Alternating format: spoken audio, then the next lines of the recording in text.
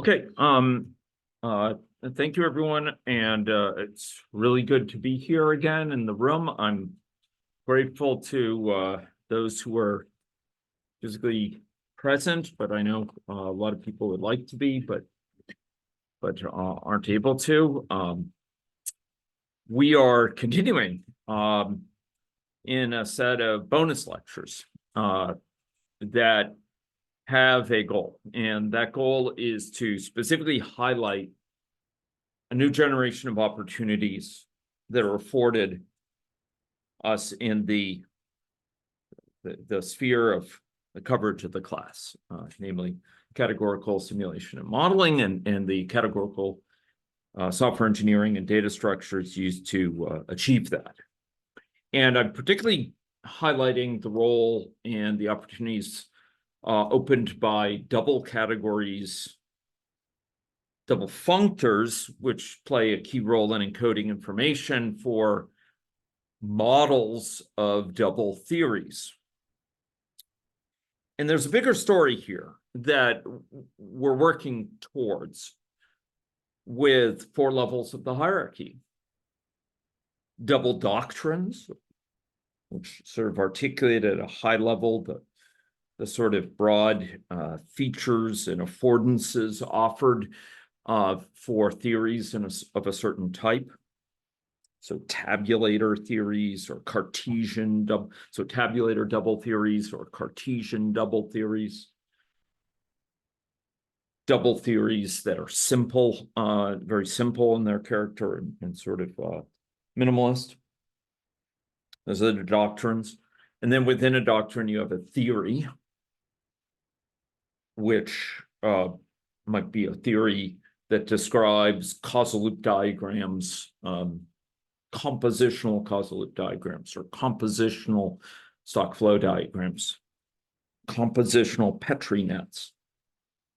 And I emphasize the compositionality because it's one of the key affordances offered by double category theoretic reasoning, ability to find compositional structures as homomorphisms. So that's the theory level within a doctrine, particular theory for your needs, like stock flow, causal loop diagrams.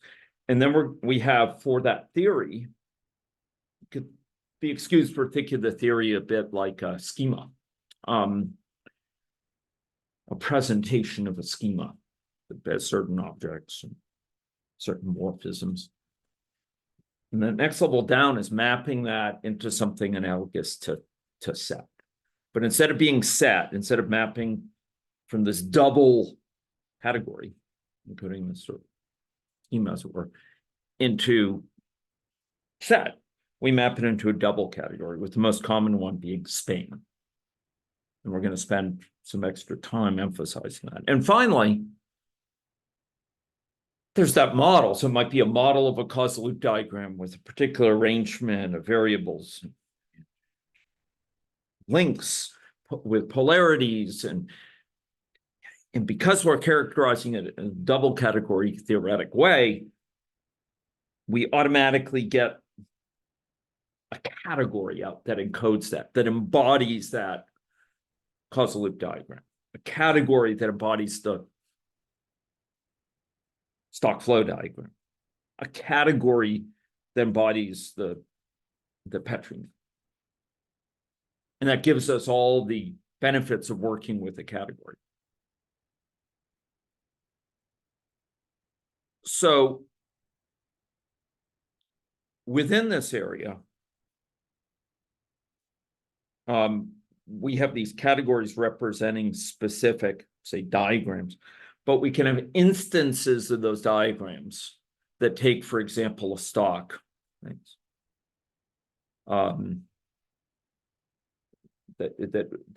So a diagram might be a category that represents a particular stock flow diagram.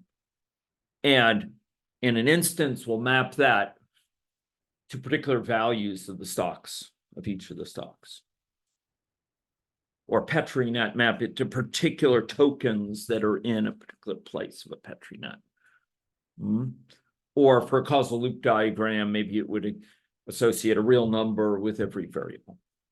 These are the 4 levels: doctrines, theories within a doctrine, models of that doctrine as encoded for a given double category representing a theory, that the model is encoded by a Lax double functor that specifies the category, a category of a causal loop diagram, for example, allowing composition, and then the instance level. Okay. And you may wonder my drive towards this, so much so that I'm adding these bonus lectures on. However many needed to build up the intuitions, however many needed to give us grounding so that we can use this new generation of tools accordingly and powerfully. I've listed here, and I won't dwell on much because we talked a bit about it last time, several motivations for capturing them. And some of them I emphasized more than others. So capturing structure, extra structure is a key need. Rather than having objects mapped to sets, this kind of unstructured, with this unstructured bag of elements, this kind of bag of sand, as it were, with no connection, a heap, as it was called in 19th century philosophy, and 18th as well.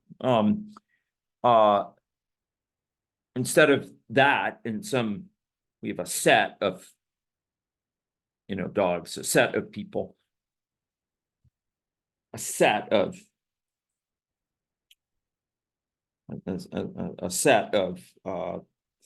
variables in our diagram. We can have structure captured. We can have ordering between them. We can have a pre-order, for example, between them, or we can have morphisms between them that describe their relationship to one another. We can capture compositionality in that. We know if there's a link from variable A to variable B and variable B to variable C in a causal loop diagram, there's one of necessity from A to C.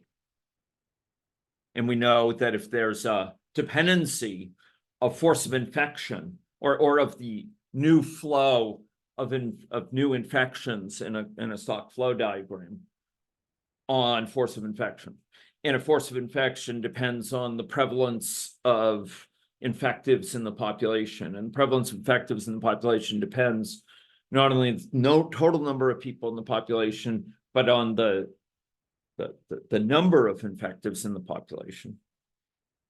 We know of necessity there's compositionality, that flow depends on the number of infectives. They compose in that way. And we can find things, patterns like feedback loops in a causal loop diagram, no matter how many links are involved, because we capture the compositionality, the fact that they compose. We capture structure beyond what we can capture in a simple C set, where we map things to sets. And each object, instead of giving a set, we'll give a category, and there'll be functors between those categories that preserve that structure. We can, it turns out, capture internal logic within the categories, the double categories that describe the structure, the schema of a knowledge base or of a database. We can actually do logic involving queries and reasoning and deductions within that logic. Just like we could say one relation in a double category is basically a close cousin of another. It's the translation. Here we can say that there's a logical implication from one thing from another. It follows. And finally, we're going to have more expressive ability to express many mathematical structures. They're just easier to describe. So I had talked about some of these last time. We're going to be this time visiting some of these in a bit more detail, like the role that double categories play in spans, which is going to be kind of so the double category of spans, which is going to be, instead of mapping into set, mapping objects into set, we're going to map GP object into the double category of spans. And we'll talk some about this open category of open systems. Now, when I started this push for double categories, I realized we were heading into some really challenging material. After all, it took us many lectures here to unpack C sets. And now we're talking about C categories, or instead of each object encoding a set, and each object with the lax double functor that maps that object into span, it encodes a category for that object, a category that can give those relationships between elements of that, instead of being a set of that category, that can capture composition. And I committed to going as slowly as needed to really give people a key understanding. So I'm going to go fairly quickly this time, because most of you have seen it multiple times, through the double, just a reminder of the structure of a double category. But where I'm going to spend more time on is the practical, concrete examples. And Nona expressed some interest, and Cheyenne and I have labored to bring some examples in to using CatLab to explore some of these interactively, okay? Not in a double category theoretic way, but in a way that confirms the basic logic of compositionality with things like cospans, relations, and with stock flow structured cospans. Because that compositionality will play a key role in reasoning about these as double categories, and indeed in reasoning about how things compose within the categories that are produced from an object when we map it into a model that is associated with the model. So just to remind us about double categories, right? We're going to go quite quickly so we can get to those concrete examples. So in a double category, we have a category of objects and arrows, and a category where, so the objects of this category are objects like this, right? And these are the vertical arrows, these ones here. Remember that? And then we have another category, these are categories, right? Where the objects are pro arrows, these things. And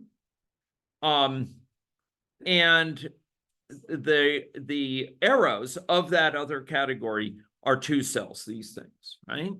And I reminded us that a two cell needs a boundary with very specific morphisms. It's specific to a particular morphism, you know, vertical arrow here, horizontal pro arrow here, pro arrow.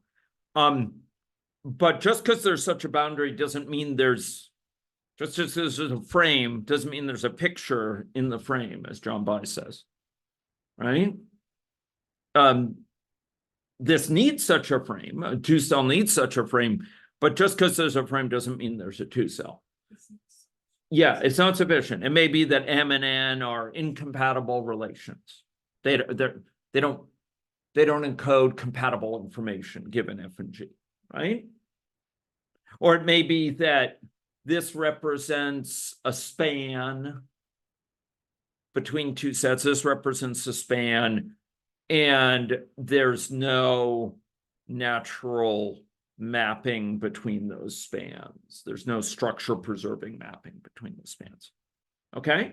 So you remember that. And one of the distinguishing things is with these categories that there's kind of two types of structure captured. The structure within a category, you may remember this, where we can compose vertically within a category, within one of these categories. So that means compose these vertical arrows, and they compose as within any category in a strict way.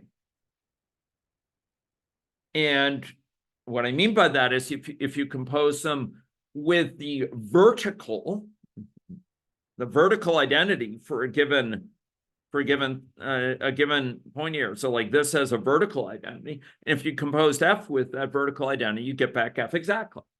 And if you had F and then H and then J in a row, that's guaranteed to be associative. So you don't have to worry if it's F and H and then J, or F and then H and then J, right? That's vertical. And that holds both for arrows here, vertical, as well as arrows here. And arrows here are what? What are arrows in this category? They are, arrows here are the vertical arrows. Arrows in C0. Arrows in C1 are what? Two cells, these things. So those compose with all the assurances of a category of associativity, of unitality, and it's, as Durret-Pronk said, who originated this original slide from which this is adapted, as strict as can be.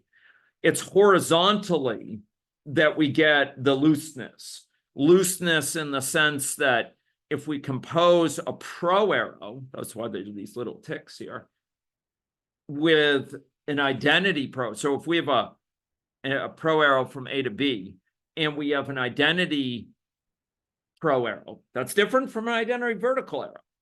Identity pro arrow, which will be prominent in probably the next lecture.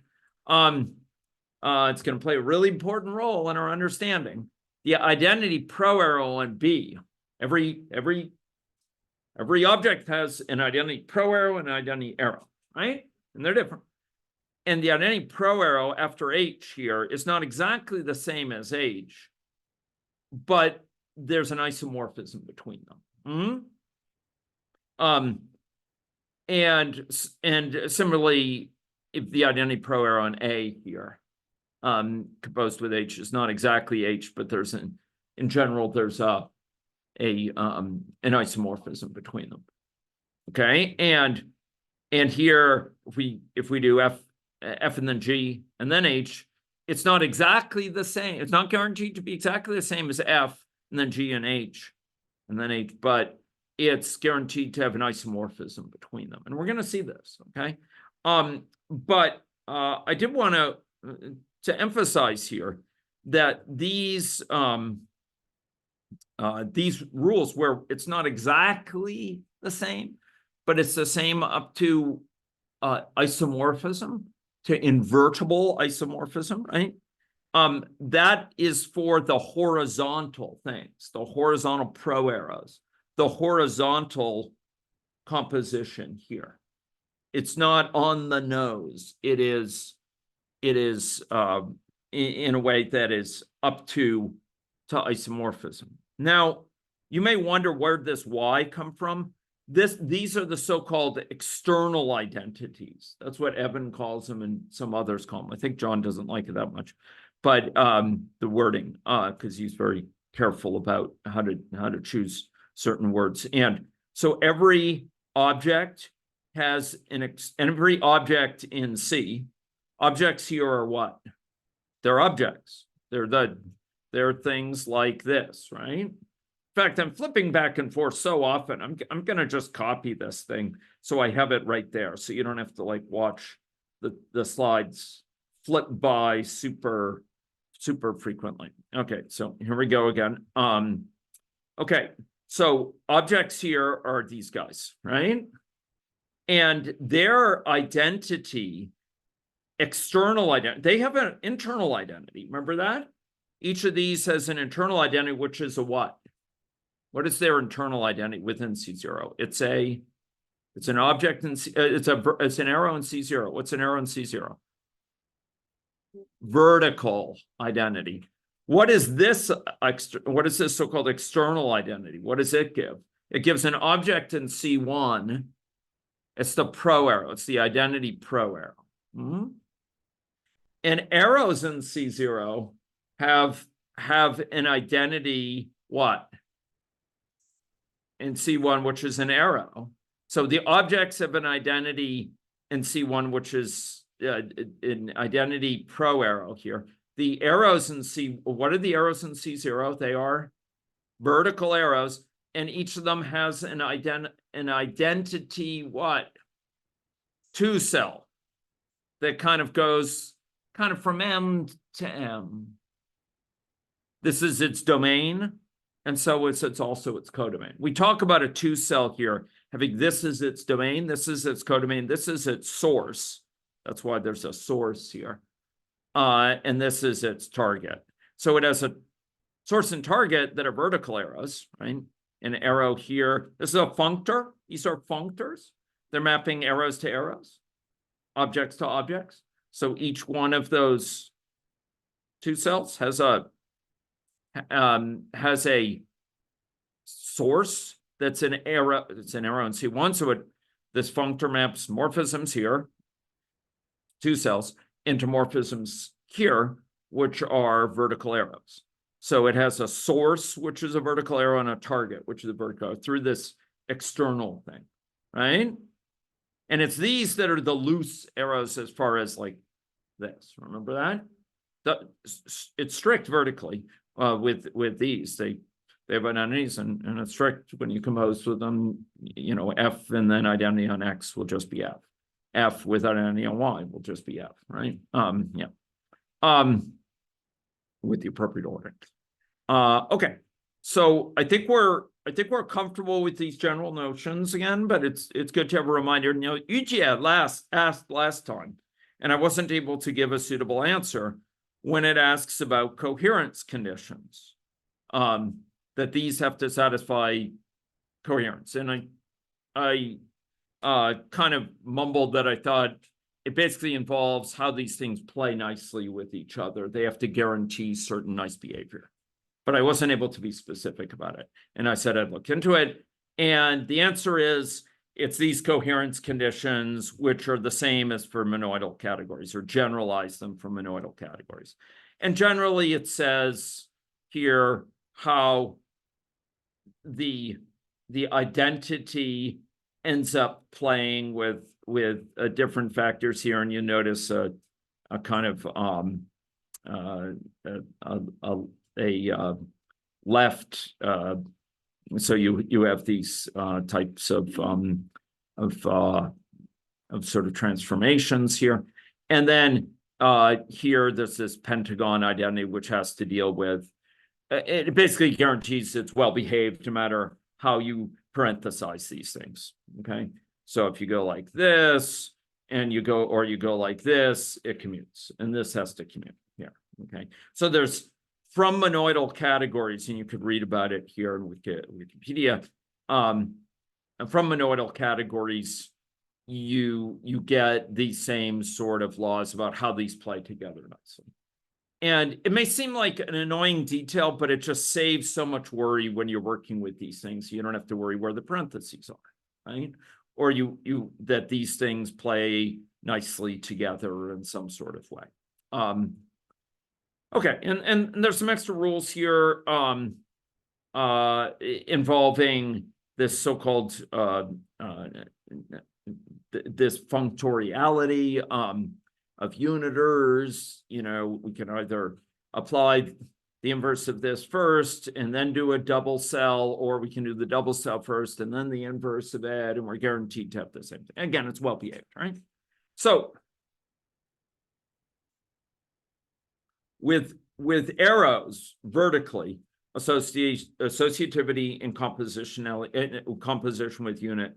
with the identity is strict, right? Holds on the nose. With pro arrows, associativity is only up to isomorphism, and in general, unitality is only up to isomorphism. Okay. Now, that I'm giving you the general rule here, and John has let us know this has changed over the years. It used to be people would talk about double categories where these things were strict, and then they talk about, you know, some weak double category or strong double category, or whatever, some other language that indicated that it's not exactly the same. But he said now the general rule is that double categories mean this is only up to isomorphisms, because it's so useful in so many cases. And what we call a double category where these hold on the nose is a strict double category. Now, it turns out strict double categories will play a notable role in CatCo now, and in fact, in our causal loop example. Okay. Now, we're going to go through some double categories here. And last time we talked about rel. You remember this one, right? So with relations, the category, the double category, that's what the double strike thing means here, right? The objects are sets, remember that? The vertical arrows are functions between sets. So if you only looked at the vertical arrows, you kind of see set, the category we know as set, right? Because these things would compose, they compose with identity strictly, and they on the nose, and they be associative and so on. But here we have objects as sets, just like in set. We have vertical arrows being just like the morphisms we know and love in sets, which are functions. But the pro arrows are relations. Okay. And we said that, we talk about two things being in a relation, right?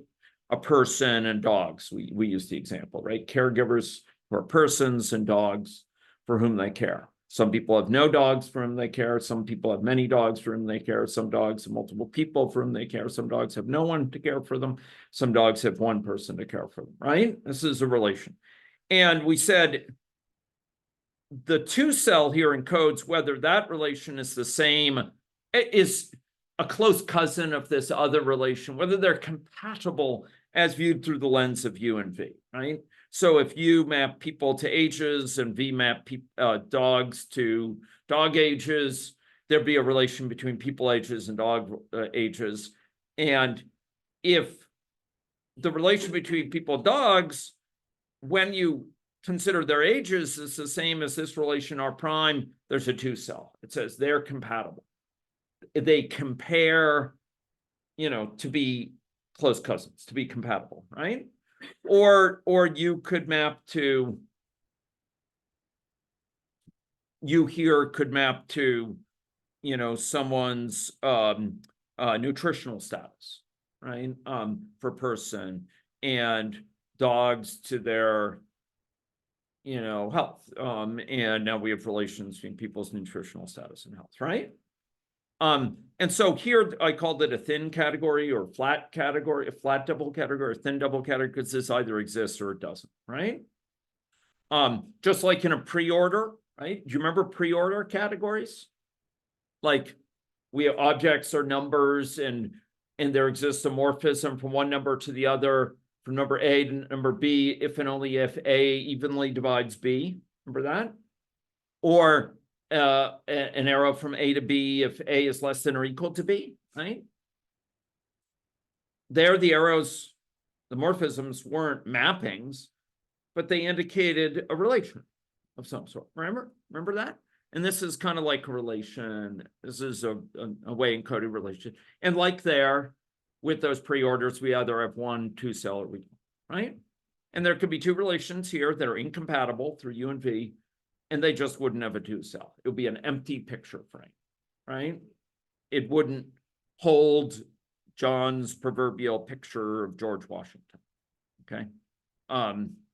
Okay, so I distributed a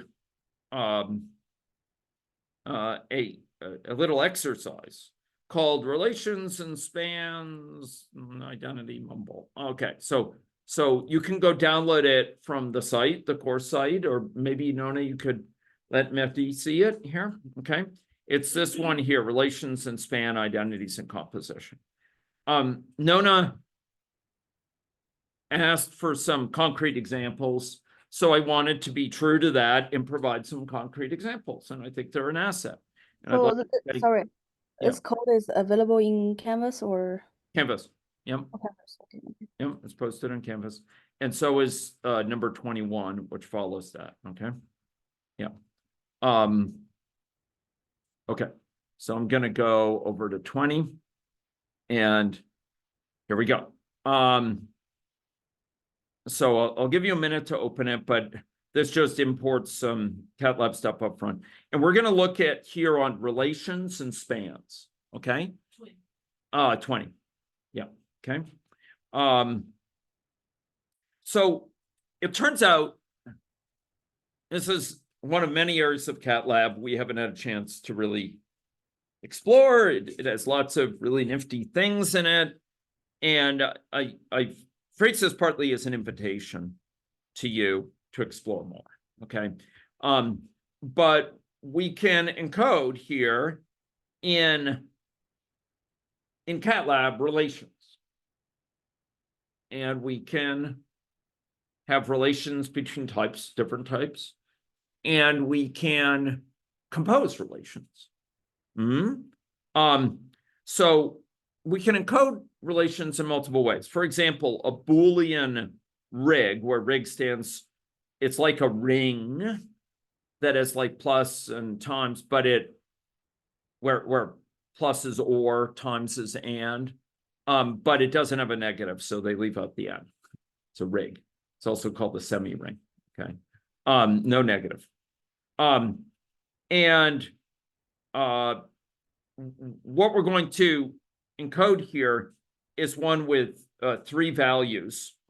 Okay, so we'll have one possible set of values related to another set of values, and a true will indicate. So if we say here, you can say actually, we have 3 values on the one hand, 2 on the other. There's 2. You could think of 2 rows and 3 columns, right? And so we could think of it as like 2 values of X and 3 values of Y, and we're saying, are X and Y compatible? So X being the first possible value of it, and Y being the first possible value is compatible. X being the first possible value, Y being the second possible value is not compatible, but the third one is. So this encodes it as a matrix, okay? And then we can test here for like our number 1 associated with the row. So that would be this row. And number 3, are they compatible? Are they in that relation or not? It's like looking here, are they in the relation, right? We're looking for X being 1 and Y being 3. And that would be this one here. So it's true. X being 1 and Y being 2 would be false, right? And so we can do this, and in general, we could do, 2. So would 2, 1 be true or false? False. False. It would be this one here. How about 2, 2? True. Yeah. Oh, okay. Mumble. Okay, that's interesting. It would have okay. I don't know why it's giving a problem when there's more than 2 of these, but okay. How about that's curious. We'll have to figure out why it's having trouble with more than 2. Okay. Here's another way you can specify a relation as a function.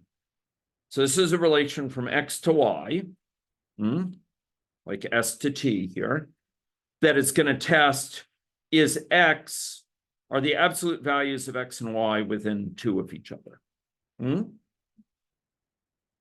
And we'll consider 6 possible values for X and 6 possible integer values for Y.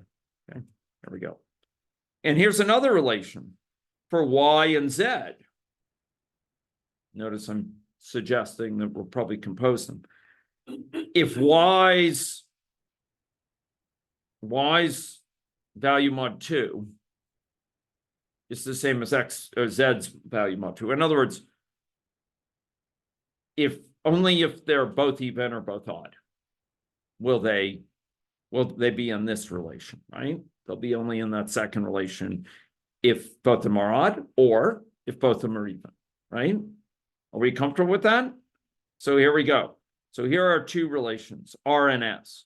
And we can actually go and look, you'll see like, okay, for relation S, the first one here, we have 6 possible values of each of them.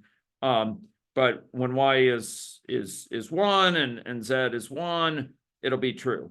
When Y is 1 excuse me, yes, when Y is 1 and Z is 2, it will not be equal mod 2.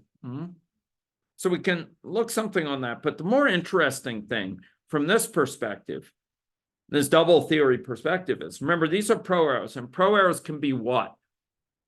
What can we do with pro arrows? They're arrows, they're a type of morphism. So what can we do with them? What are morphisms yearning to do? To compose. They can compose. So we can compose these relations of X with Y and Y with Z to get a corresponding relation. And we could go look at it, and I need to figure out how to sort of reach into it. Maybe that's something Xiaoyan can help with, sort of reach into this, because I can't adequately see it. But maybe you could poke around the CatLab API to figure out how to do that. So we can compose relations. And I wanted to just keep in mind here, so if we have one relation from X to Y that said they have to be within 3 of each other. Absolute value of their difference is within 3, right?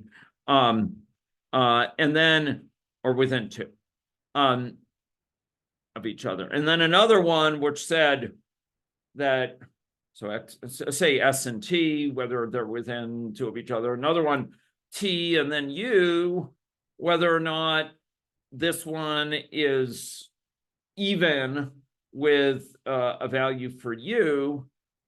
Then by composing those relations, we could get a relation between S and U. Does that make sense? That we could then have a relation, if we have a relation from S to T, or things are a member, and one from T to U, where certain things are a member, right?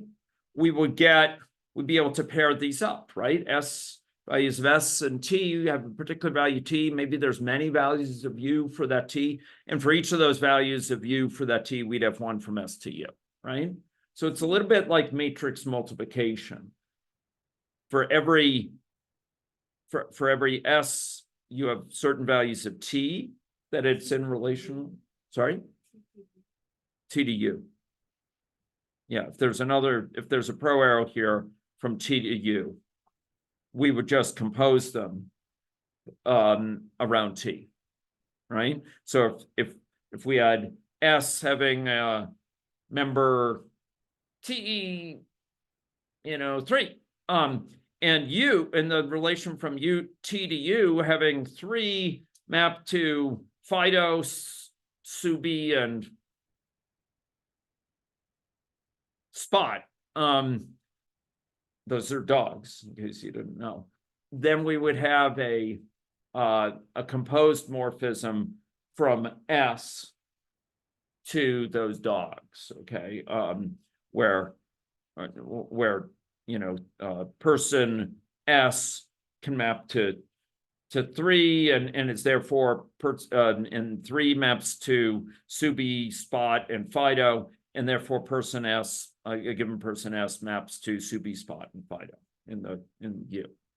I probably should have drawn this out, but that's exactly what I was doing here. I was composing relations, and I think you can see that you can compose these things. It makes sense, right?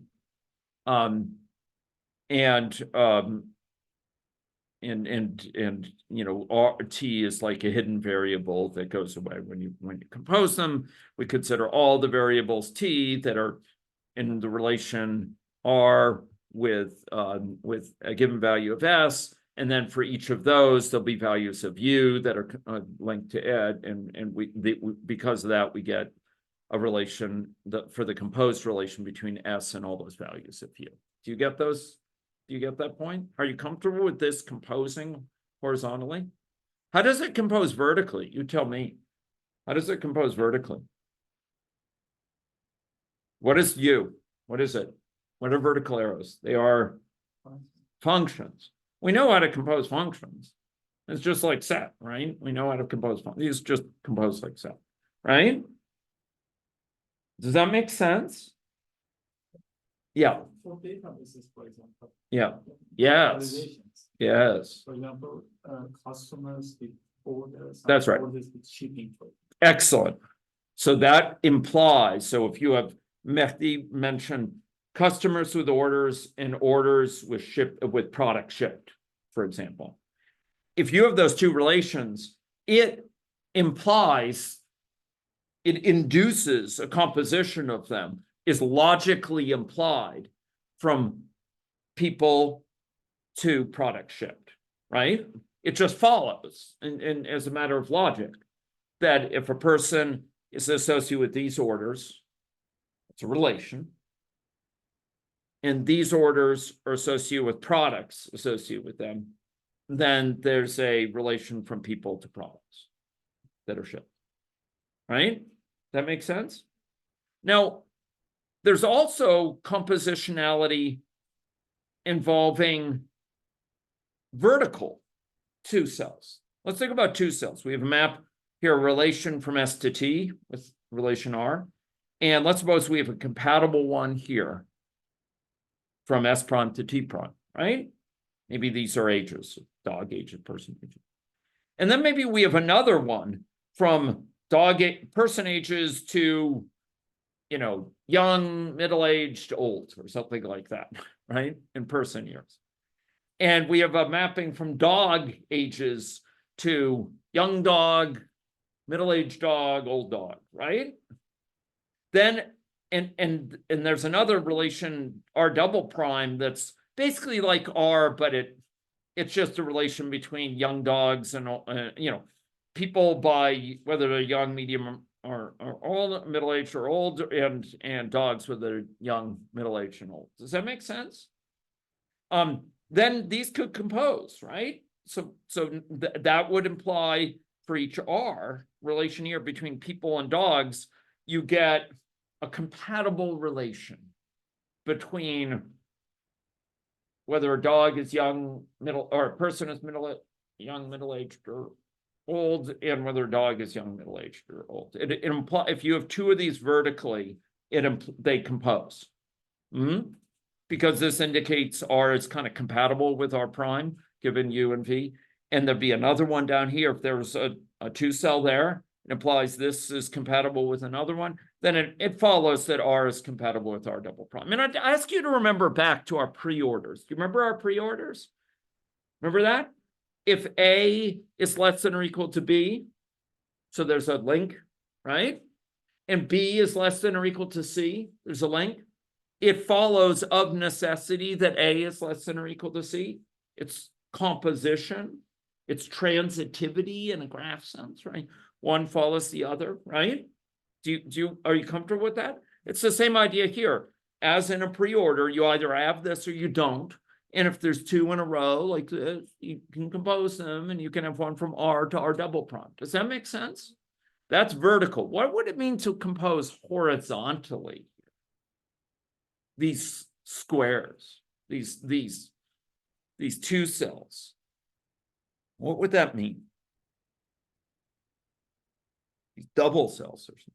What would that mean to compose them? So we have a double cell here, these compatible relations, and we have a double cell there with compatible relations. What would that mean? Same, you can still use the people and the dog example, right? Yeah. If you have another another dog or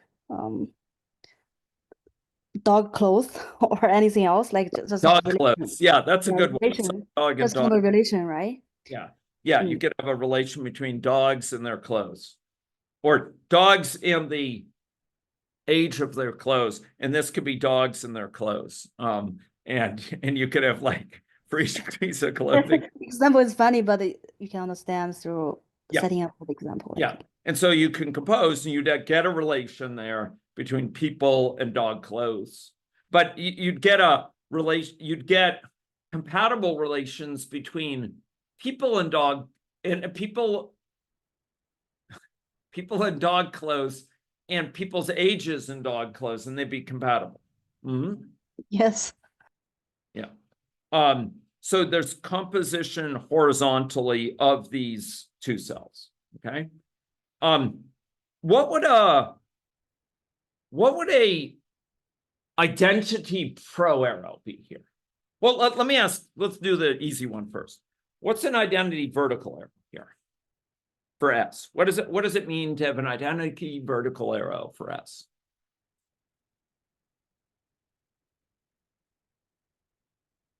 What would be an identity vertical arrow? Hint, this category is just like set vertically. So what's an identity pro arrow? Excuse me, identity vertical arrow. What are vertical arrows here? Functions. So S is a set. Can you have a identity function from a set to itself? Yeah, set.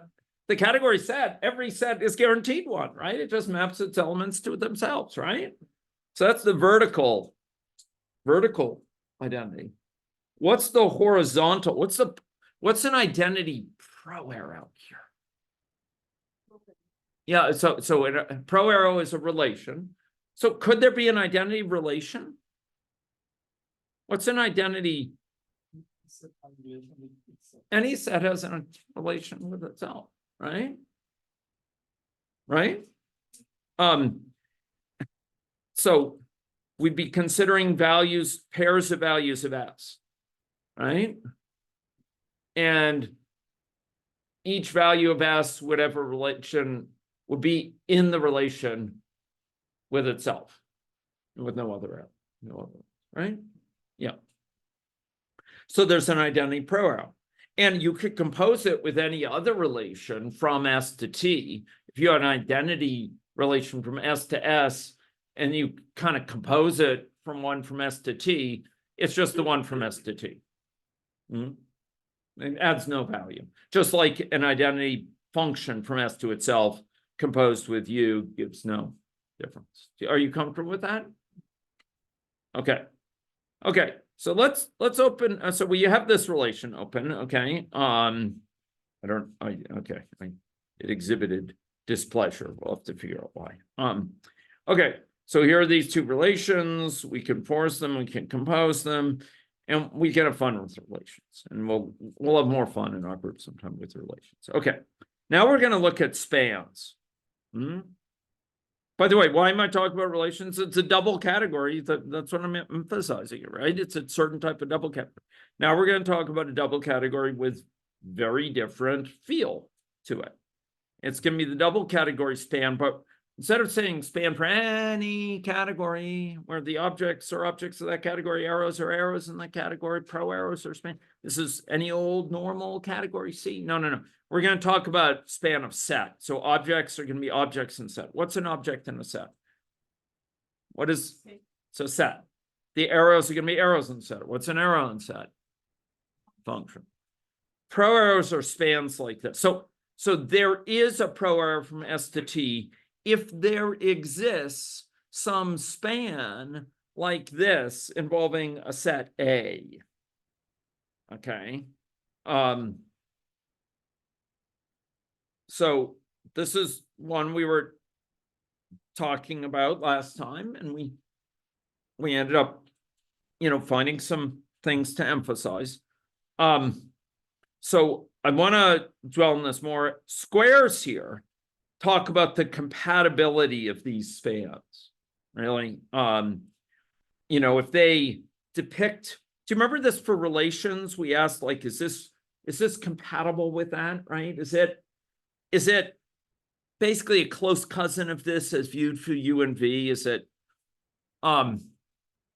compatible, right? Is it coherent with R, right?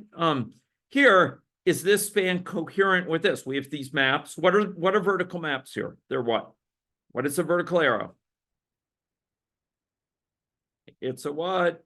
Well, it's an arrow.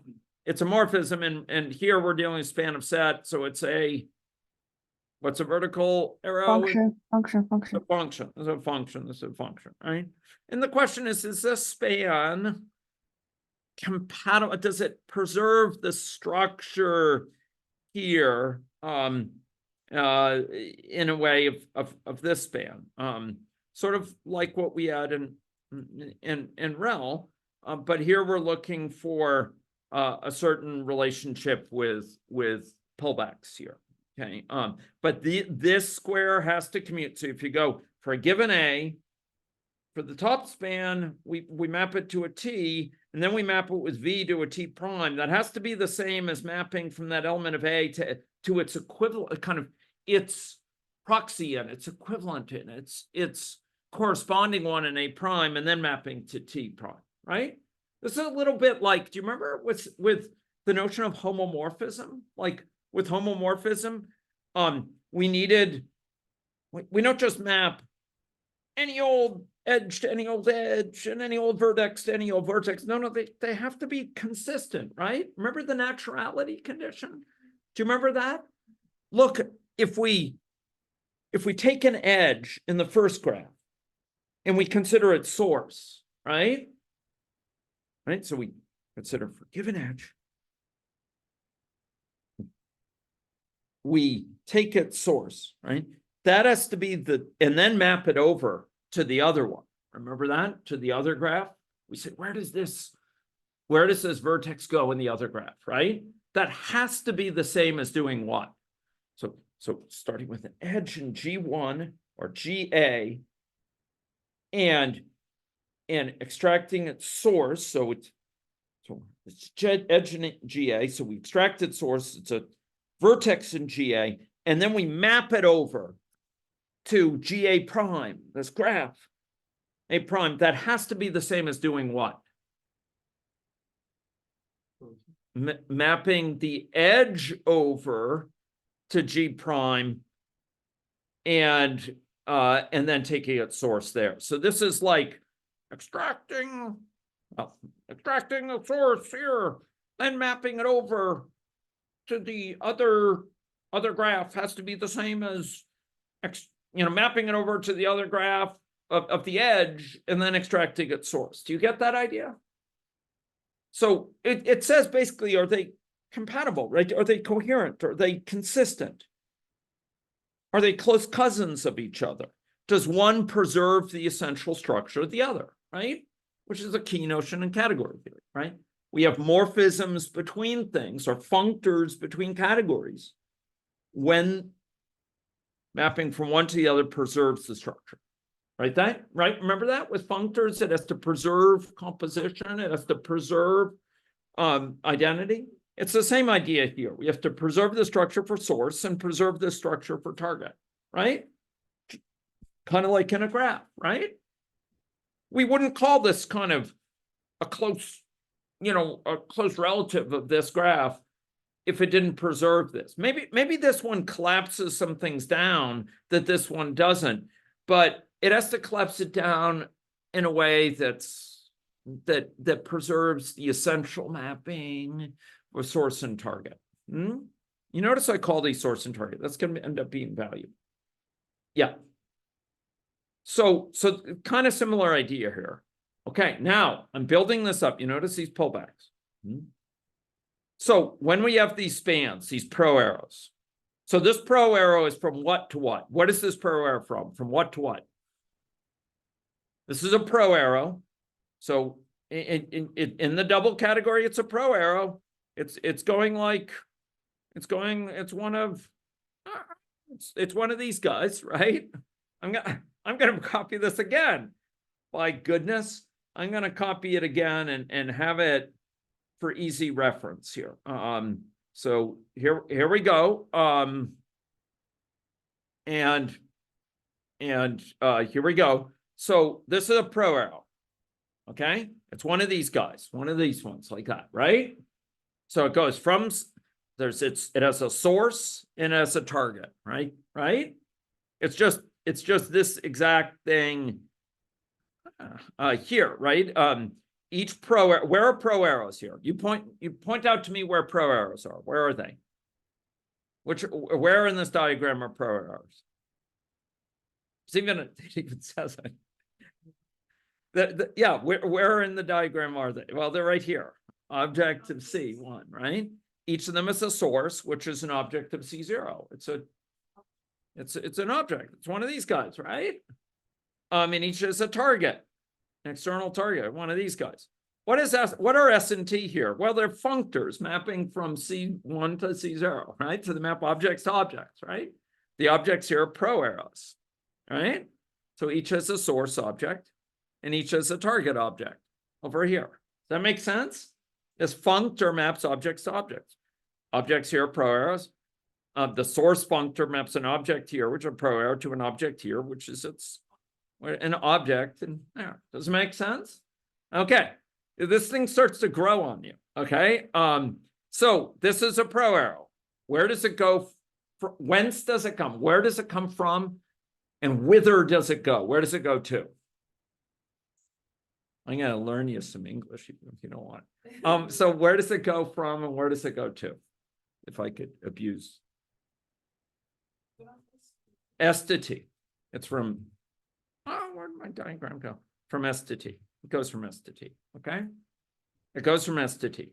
Don't worry about this. This A is just saying, hey, a span, a pro arrow from S to T exists if there is such an A. What is S? Let's just make it very clear. What is S here? What are A? What are T? What are they? Are they elephants? Sets. They're sets. They're sets, right? It's just a function. This is this is a function. This is a function. Don't get worried. Well, it can't be a function. It's a pro. No. If there's a function from this set to this set called S, and another one from A to T called T, then there exists a pro arrow from S to T. Okay, we consider there as being a pro arrow. This defines the existence of a pro arrow from S to T, a particular pro arrow. Are we okay with that? Okay. Okay, so we're going to draw these things, and this is going to extend into our deep exploration of double theories here and double models. We're going to see with double functors, this is absolutely key reasoning. The span is going to play a key role. Span plays a role analogous to set. The double category span of set plays the role analogous to set when we have C sets. A lax double functor into span of set will encode a category. So we map each object in the schema category to a category because we map it with the lax double functor to span, and that ends up encoding a category. Okay, so this is a pro arrow from S to what? T, all right? I'm going to draw it this way because it's a span. Do you agree with that? Each of them, their pro arrows are spans. Agree or not? It's a span. So I'm just drawing it here. Do you see it? Can you see it here? Right? So if I have two pro arrows end to end from S to T and another from T to U, I could draw them like this. Do you agree with that? And they share this leg in common. Do you agree with that? So this is the source. So there only exists from S to T if there's one span like this, right? That's what a pro arrow from S to T means, is there's a span like that, right? For every span, there's an S and a T like this with these sounds, there's a pro arrow. Are we okay with that idea? So if we have a span from a pro arrow from S to T, and another from T to U, we have two end-to-end spans like this. Do you agree with that? And each of them has a source and a target. What are T here? What are A and B? What are these things? They're what? Are they elephants? Are they aardvarks? Are they echidnas? Are they platypuses? What are these? They are what? Sets. These are all sets. Don't get scared. These are just sets. They ain't gonna have the poisonous minds of a platypus. No, these are just sets, okay? They're common set in these successive spans. This one is held in common. And this is going to be key, Nona. Nona pointed out that this is in common because this one goes S to T and the other goes T to U. And therefore there you have T in common. Do you agree with that? Yeah. Okay. So these are two spans end to end. Now, the way they compose is via pullback. Okay. And so you'll notice they define here. Do you see this? The bottom of a pullback square. When you see this, you should be thinking, oh, there could be a pullback square. Here it is. We're going to have a pullback here of A and B around T. Are we okay with that? And the way that pullback is defined, do you remember, what is it about this square that makes it a pullback? What have I not shown, but I often do show with with little check marks? What would it mean that this what? What does a pullback square have to do? It has to, well, there is composition. You compose this and this. How does that relate to composing this with this? What is it about a pullback? Pullback around T. What's that? They have to commute. So if C were just the product of A and B, we wouldn't have this thing down here, right? It would just be these two, right? And it would just be the product, all pairs of things from A, things B. But instead, this is going to be all things from pairs of things from A and B, which have a compatibility condition. And what is that condition? Anyone remember with pullbacks? C is going to have things from A and things, it's going to be a set of pairs with a value from A and a value from B, if and only if what?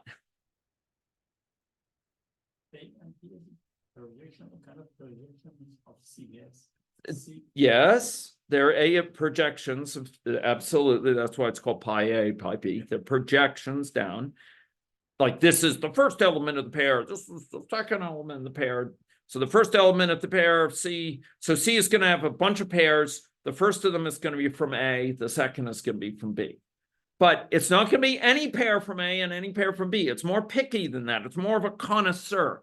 It has to test the condition. And what is the condition? It'll have a value from A and a value from B, if and only if what? Both of them must map to the same. Exactly. He got it. Again, they have to, each of those elements has to map to the same value of T, right? They have to, so this will consist of pairs from A and B, not all pairs, but the very specific pairs from A and B for which T of A is the same as S of B. In other words, this has to commute, as Nastran said. Are we okay with that? So we've got something like this, right? By the way, is this an elephant? Is it an echidna? Is it a platypus? Is it an aardvark? What is this thing? What is it? It's a set. It's a set. It's a set of pairs. But it's not any old set of pairs. It's not any old pairs from A and B. It's pairs that are connoisseur chosen, that they have to be compatible in the sense that T of the first, T of A, the first equals S of B of the second. Are we okay with that? Are we okay with that? So you could think of this as encoding, I might add, pairs of pro-arrows from, remember, spans are pro-arrows here. Do you agree that spans are pro-arrows? Do you agree that? Okay, if you agree spans are pro-arrows, this is the span. This is a pro-arrow from S to T, has one of these. Pro-arrow from T to U has one of these, right? And what we've done by creating the pullback is create a span from what to what? S to U. S to U. We now have a span, and you could say, well, where's the leg of the span? You got all these wild things. Oh, yeah, okay. Compose pi sub A and then followed by S sub A, right? S sub A after pi sub A is the left leg. T sub B after pi sub B is the right leg. And you've got a span between S and U. In other words, you've composed those pro-arrows. Do you understand that? Do you get that?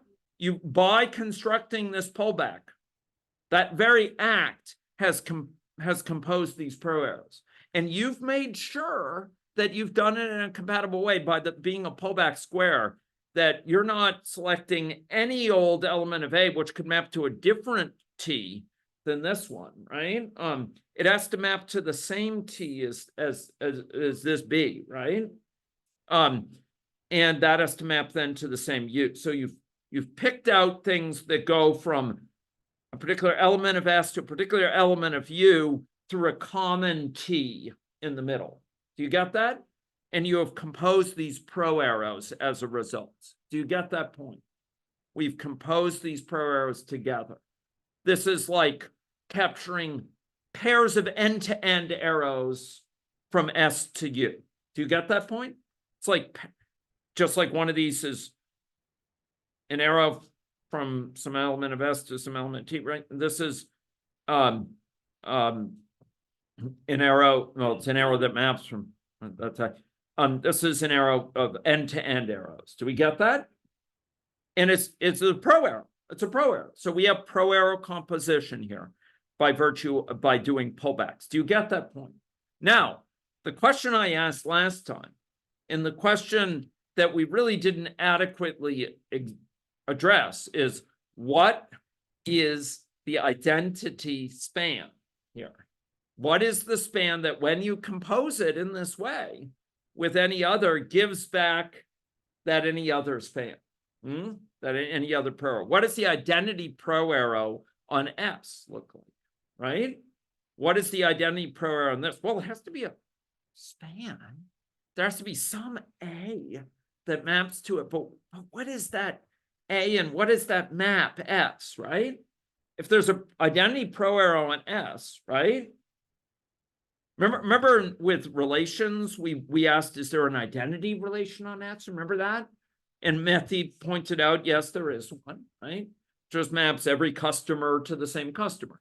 Here, we want an identity pro arrow, which is, and any pro arrow here is a span. So is there an identity span? What? Okay, so an identity span, well, it's clear what its source is. What's its target of that identity span? So an identity span for S, what's its target?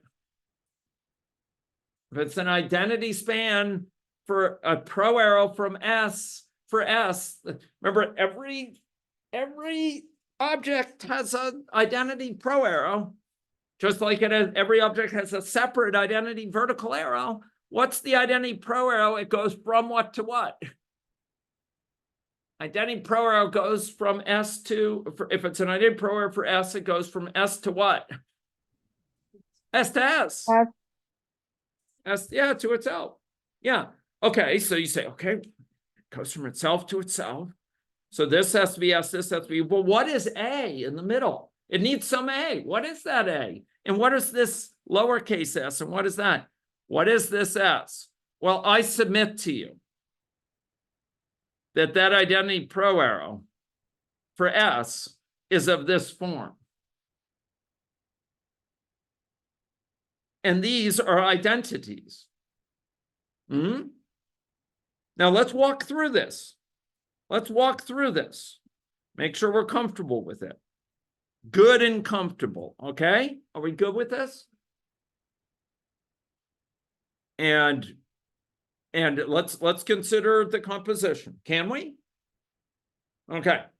So we have this span. This is encoding a pro arrow from S to what? S. It's a very specific pro. It's the identity pro arrow. Remember, this is a pro arrow from what to what? S to T. It's not an identity pro arrow in general. It's a pro arrow. But each pro arrow in this category is a what? Secretly, it's for that pro arrow to exist. The very existence of that pro arrow says that there must be a what? A span, right? Right? With some set A that has this function from A to S and this from A to T. Are we comfortable with that idea? Okay, so each of these has a span. And what I'm telling you, what I hold for, what I submit, is that we can take the pullback. Remember that? How do we compose these things? We can take a pullback, right? Can we take a pullback of these? Yes, we can. You can take pullbacks. It's in set here, spans. Okay, if we do this, we're going to get, do you remember a pullback is like a product, but it's more of a connoisseur. It's more picky. It's more particular, right? So so the pullback of S times A over S, fibered over S, as we sometimes say. These are going to be pairs of a thing from S and a thing from A that are in some sense compatible, right? And what is this going to be? These are going to be things from S and A that do what? They have to what? Mehdi said it earlier. Map to the same thing S, right? Okay, so it's a thing from S. And look, this maps to itself, right? Because this is ID. This one, it's going to be picking out an S and an A that when we find its source maps to the same S, right? So it's going to be pairs of things from the product S and A such that the source of this A equals S, right? Right? And that's right. And then here we're going to have, we still have this mapping here. So if we consider the entirety here of this, okay, we have a span. This is a span. What is that span? Well, these are, they look like pairs, right? Of an S and an A, but really it's kind of very duplicating information. I mean, it's just saying things are already encoded in this whole thing.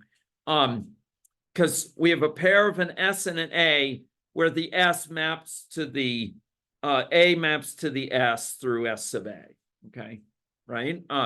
In other words, it has to be that this A maps to the S through this. So it's pairs of S and A's where the S specifies the source for the A. Okay, so it's all the things in A and their sources. This thing is, each thing in A has how many sources? 2, 100, 0. How many does it have? Each thing in A has how many sources? This is a function. Remember, this is a function. These spans are function. This is a function. So each thing in A has how many sources? How many sources does it have? Pi? How many sources does it have? Each thing in A has how many? This is a function. Each thing maps, each element here maps to how many things here? 1. Each thing in A has 1 source, right? So how big is this set? How big is this set? Is it of size 2 times A in size? Is it of size A squared? The size of A squared, or what? What is it? The size of this set, the number of elements of this set is equal to the number of elements of what? A. Each A is paired with its source. So this set is of size A. For all intents and purposes, it is A. It encodes the same information as A in light of this sort of span here. So here we're going to have spans. We're going to have a set S and a set T and a set A. I hope that sounds familiar. And we're going to have a function S sub A. Sound familiar? And a function T sub A. Sound familiar? So here, S is going to be of size 2. A is going to be of size 3.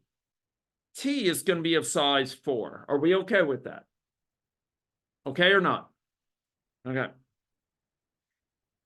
S sub A is going to be some function from A to S. So for S to specify for each value of A, all 3 of them, some value of S, right? And which is either 1 or 2, because S is of size 2. Same thing for T sub A, except we have 3 things in A, and each of them can take on 4 possible values. Are we okay with that? Okay. And then we're going to compose this. Watch here. We're going to actually do this one. Oh, sorry.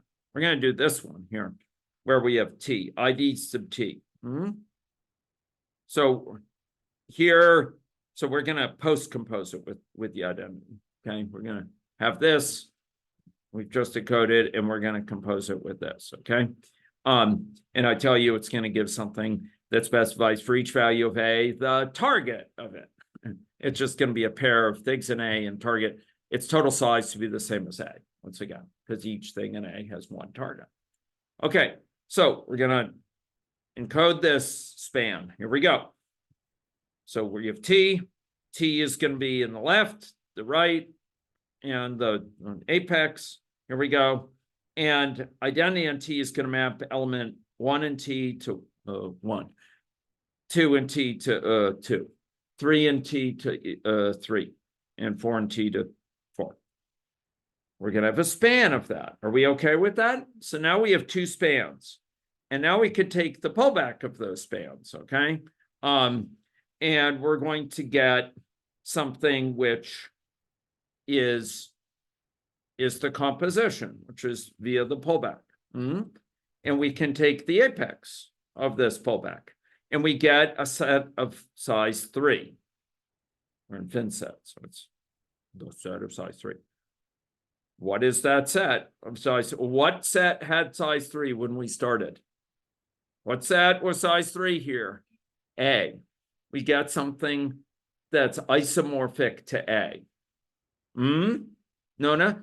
And you were asking, Nona was asking, from this very room, nay, I think from that very seat in which she's seated here, she was asking, like, is there an example where it's only isomorphic to? It's not exactly the same. Well, look, is this the same as A? No, it's not the same. It's not exactly, but it's isomorphic to it. It's exactly the same size. Both are size 3. They're a 1-to-1 correspondence. Given this span and the set, given the span, I can turn an A into these pairs by looking up its target. Given this span here, I could create this, if I had this, I could create that. So these are interchangeable with A, okay? They encode the same information that's here. They just encode it in a slightly different form. It's kind of like pairing an integer with the unit type in Haskell.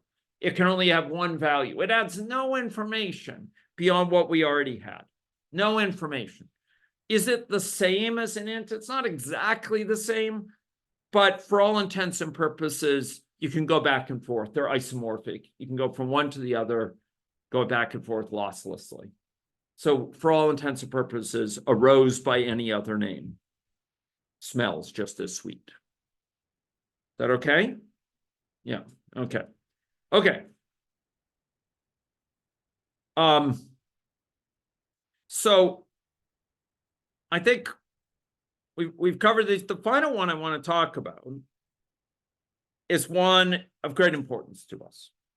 And it has to do with the fact that a central, one of the use cases of double categories of greatest interest to us is one where we have these double categories of open system, okay? Of open systems. Objects in this double category, instead of being set, they're objects of the category of feet. They're in direct correspondence to the category of feet, or the objects of the category of feet. Do you remember when we talked about structured cospans? I probably should have had another slide on it, but do you remember structured cospans? We had a category A and a category X. Do you remember that? And we had a functor, a left functor, which kind of promoted things from the category A. Like maybe the category A is a small category where you have an object for stocks, and an object for some dynamic variables. And by hitting it with L, you could convert it into something that was in the category of stock flow diagrams. Do you remember that? And then there was this is an adjoint, a left adjoint, as his name suggests. And then there's a category a right adjoint from X to A. Do you remember that? X is like the fancy category, and A is like the simple category. So objects are in correspondence with the category for the feet here. It's a little bit subtle, so I'm going to try to explain it. Vertical morphisms are just morphisms of this foot category. They're homomorphisms between the feet. Okay? Homomorphisms. Between the feet. A vertical one, a horizontal one cell, a pro-arrow, is a structured cospan. A pro-arrow exists if there's a structured cospan of this form. Okay? Notice this isn't like the objects here, objects of A, but this is actually L of A is something in category what? What is this in category of? In what category does this live? L of A. What is that? That's in category what? X, right? This structured cospan is an X. X here in the center is in category what? X. X. Yeah. So it's an X as well. And this is like the input of the structured cospan, the output of the structured cospan. This is structured cospan. And then we have two morphisms here. Now, again, this is a little bit confusing, but I want to refer us back to like spans. It's not all that different. We said there was a pro-arrow from S to A if there exists one of these things, right? Right? Do you remember that? And we said that there's a two cell if there's something like this. But you got to realize, like, this is illustrating what qualifies it to have a two cell from one of these spans from a pro-arrow to a pro-arrow with U and V on the sides, okay? And similarly, this is saying it's qualified to have a two cell here, okay? L of F, what? So L of A is in what category? You tell me. X, that's right. A prime is, or L of A prime is in what category? X. F here is a mapping between feet from A to A prime. L of F, L is a functor, so it can map morphisms to morphisms. So L of F is a morphism in what category? X. H is in, and it's the same with L of G. What is H in? H is in category what? X. So it's a commutative diagram in category X, okay? That's what qualifies there to be a two-morphism here. But the actual horizontal morphisms are between like A and B, between the objects. But they exist if there's a structured cospan involving L of A and L of B, like this, okay? It's just like here, there existed a pro-arrow from S to T if we have one of these things, right? And A is, there needs to be an A in here, but that isn't shown in the pro-arrow. We don't say like pro-arrow from S to T through A or something. We just have an pro-arrow from S to T. And similarly, there's a pro-arrow from A to B if there's a structured cospan from L of A to L of B like this. Are we okay with that? So it requires some thinking. By the way, I talked with John about this, and he said, "Oh, yeah, no one's ever. Those are good questions. No one's ever asked me these things about this." He said, like, people just normally don't ask because probably a large fraction of the audience is confused. Like, why does this go from L of A, but the objects are A? And he said, probably a large part of the audience is confused and is scared to ask. Then the rest are so used to reading categorical diagrams that they know immediately what it is, so they don't have to ask. And so he said it's good to ask. Okay, so composition here of these pro arrows. So the pro arrows are structured cospans, right? Are we good with this? Pro arrows are going to be a central thing when we're talking next time about like causal loop diagrams and how we get compositionality encoded in the category to which an object maps. Instead of having C sets where objects map to set, we're going to have objects mapped into categories. And it's because these pro arrows in their composition, we're going to get compositionality in that category of these pro arrows, okay? But here, I want to remind us with pro arrows here, how do they compose? When you have a structured cospan, how do these compose? Do you remember? How do you compose structured cospans? Do you remember? Begins with a P. Push out, push out. They get composed around a common leg. Do you remember that?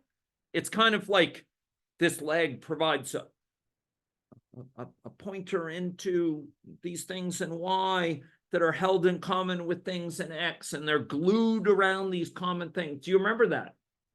So each of these pro arrows, a pro arrow exists from A to B if we have one of these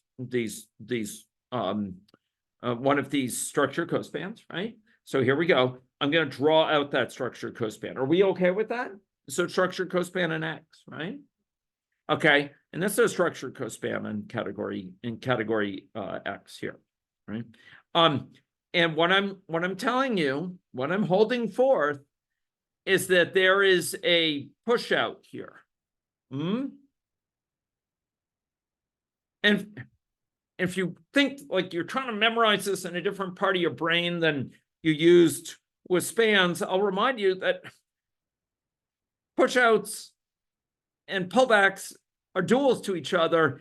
And these arrows here, watch where they go. They come from the leg up to the apex. Watch this. I'm going to go back to our span case. This was a pullback, and the arrows went down from this to the leg. It's just the dual construction, okay? So this is a push out here, okay? It's a push out that allows these to compose, just like we compose two causal loop diagrams by saying what variables do they have in common, and we glue them around those. Remember that? Or two stock flow diagrams by saying this stock flow diagram that has a natural history of infection stocks, and this one, which has S and V, they are glued around the S and the V and the I stock, right? You remember that? Okay, it's the same idea. This is kind of where they get glued, and it says where it is in X and where it is in Y, right? So we can glue them together with pushouts. Now, then there's the question of what's the identity arrow in this? What's the identity pro arrow, rather, right? I remember I asked that question before, the identity pro arrow here, that when you compose it with any other pro arrow from S to T, what is the identity pro arrow in T that when you compose it still gives up the same thing from S to T, right? Remember that? It's basically the same information as in our original span, even though it looks a bit different, right? Right? Remember, Nono was saying, well, when does it look different? What, could you show an example? This looks a little bit different, but it's the same information. Mutatis mutandis. The rose by any other names smells just as sweet. Okay? It's just isomorphic. Here, we get the same basic picture. We get something here that's isomorphic to our original span from A to B by composing it with an identity span, cospan. These are cospans now, structured cospans. And by composing with the identity structured cospan on B, which is this, we get back something which is exactly isomorphic to X. It's not exactly the same, but category theory doesn't get involved in that. It's like, come on, don't get caught up in labels. This is basically the same information is encoded here, right? So don't worry just because potato versus potato versus tomato and tomato. It's basically the same thing. Wake up and smell the roses. Okay. Okay. And then you have horizontal two-cell composition here. You can have, if you have a structured code span like this and another one from A to B and another one from B to C, you can compose them to be from A to C in this same sort of way by taking these push-outs. Okay. And this, if it reminds you of something, since this is very similar to what we did with spans, but it's kind of the dual, right? Here we have pullbacks, now we have push-outs. Here we have pullbacks, now we have push-outs. We have the dual sort of basic ideas. Okay. And we have vertical composition. So if we have something from A to A prime and A prime, so if we have a mapping between structured cospans, let's say, are they basically close cousins, from this structured cospan to this one, and another one from A prime to A double, so A to A double prime, one involved. So a structured cospan from A to B, if a close cousin of that, if it has kind of a homomorphism into one from A prime to B prime, a structured cosine from A prime to B prime, and then we have a homomorphism from A prime to B prime, that to one with A double prime to B double prime, we can compose them and get one to B double to prime. So again, remember, this is just part of the double category theoretic thing. We can compose horizontally, we can compose vertically the cells, right? Are we comfortable with this? We can compose the pro-arrows. We have identity pro-arrows for every node. Are we okay with this? Okay. And we could go on. There's a double category called prof here, which is the objects are categories, the vertical arrows are functors, and the pro arrows are profunctors. And some days they'll try to make you pros on profunctors. Okay, but this is another double category. Okay. And the two cells are squares that specify natural transformations in a certain sense, with functors on one side and profunctors on another. But what we are seeing is hopefully giving you some concrete kind of points of reference for double categories, helping to illustrate what might otherwise be kind of odd concepts, helping you to understand why things like composition with identity, think like T to T, it doesn't give exactly the original span, but it gives something isomorphic to it. Why these things hold such utility. They appear in all these different contexts. There's all these different contexts where you have vertical arrows like homomorphisms between causal loop diagrams or between stock and flow diagrams on the one hand, and that's strict, but then you have horizontally some looseness where things are not quite equal to it. And you might think, well, you give up a lot through that, but it turns out often you gain. And the fact that now we can do structured cospans here, it builds in the notion that there's some flexibility with structured cospans that if you compose it with the identity structured cospan, you don't get back exactly, you get back something that's a close cousin that's isomorphic to it. The fact that it does that actually frees us when we're describing these to not have to talk about tortured things like equivalence classes of structured cospans between, in the category of the plain old category of open stock flow diagrams, which turns out poses like problems, nuisances when you're trying to prove things. You're dealing with these, John Baez calls it, it's like grabbing onto a wriggling greased pig and it's flipping around so much you can't like grab onto any particular leg or foot of it because it's just wiggling around. And so you can't prove things as easily with it. Here you can't. The things here between A and B are individual.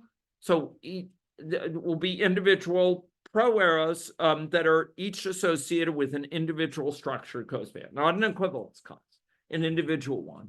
And that's going to let us prove things, etc., that would otherwise be hard. So I'm trying to motivate and I'm trying to help illustrate and understand these mechanisms of double categories. What we're going to talk about next. So this is these double categories. I should point you to Xiaoyan's excellent work. She created a nice illustration of structured cospans here, where we had stock flow diagrams, and she's illustrating here the composition of structured cospans for stock flow diagrams in this nice way. And I think this would have nice pictures if I ran this. But she has this nice identity structured cospan, and she composes it with the structured cospan. So it's an identity structured cospan of a for like S and for I. And then she composes it with the original one, and she gets back something that's isomorphic to the original structured cospan. So she shows basically what we've illustrated. Where am I? Not this one. She shows what we've illustrated here in code, responsive to Nona's desire to see some concrete examples of it. Okay, so she's illustrated for stock flow diagrams in her intrepid and alacritous way. Okay, so we're building up this familiarity with double categories, and I'm hoping that you don't feel quite as disoriented by these ideas of, horizontal composition, like structure, composing structured cospans, composing spans, compared to vertical composition, right? And we've seen a couple examples. John Baez has advised me that knowing a handful of examples, ideally like 6 or something, can get you really familiar. Our next hurdle, fortified and equipped with that, we're going to look at lax double functors. These are going to be mappings between these double categories, and they are going to be true to the fact that in horizontal composition of double categories, things are not associative on the nose. When composed with the unit, things are not associative generally on the nose. They're associated with some wiggle room, and we're going to capture that in this lax double function idea, okay? But at a concrete level, we're going to be mapping objects in the double category, source double category, objects in the target double category, vertical morphisms in the source double category to vertical morphisms in the target double category, and mapping. So these are the D0 from category D. Remember, it's 2 subcategories. Category D is D0 and D1. Category E is E0. So objects in D0 map to objects in E0. So objects to objects, vertical arrows to vertical arrows. Here, pro arrows to pro arrows, and vertical and 2 cells to 2 cells. But you can't stop there. We're going to be talking about these mapping into span, our favorite double category, perhaps, for some. This category span, where is it? This category span of set. We're going to be mapping into that. It's our equivalent. We used to map in, we've been mapping through the semester C sets from a schema category C into set. Here we're going to be mapping it from kind of a schema category, presentation of a schema category theory, into like the theory of causal diagrams, into the double category of span. And that lax double functor that maps that way is going to encode all the rules of a category. What are the identities? What are the, so a regular category, not a double category. It's going to encode a regular category. It's going to encode what are the objects. What are the identities on those objects? What are the morphisms from which object to which? In that double category. And the rules for composition of one morphism with another are going to be encoded by mapping into this with a lax double functor. Okay? So that's where we're going. And we'll be dwelling on span all to it. And by understanding it, we're going to be understanding why we can do things like encode causal loop diagrams where links can compose, where instead of having just a primitive causal loop diagram describing what links happen to be drawn and not being able to compose them automatically, here we can compose it automatically because we have composition, because it is ladies and gentlemen, a category. And not only that, we're going to be able to encode which are plus arrows and which are minus arrows, and encode the fact that if you compose a minus and a plus, you get a minus. A minus and a minus, you get a plus. A plus and a plus, you get a plus, and so on. We're going to be able to encode those extra rules of these types of arrows, these kind of colored arrows, and minus and plus. And that's going to give us all this extra power. And we're going to see that power. We're going to witness that power. We're going to partake in that power in our next meeting. Are we okay with that? Okay. Thank you, everyone. Thank you for your patience. Thank you for bearing with this despite personal health hardships and despite the adverse weather. I look forward to meeting again for our next session. Take care there.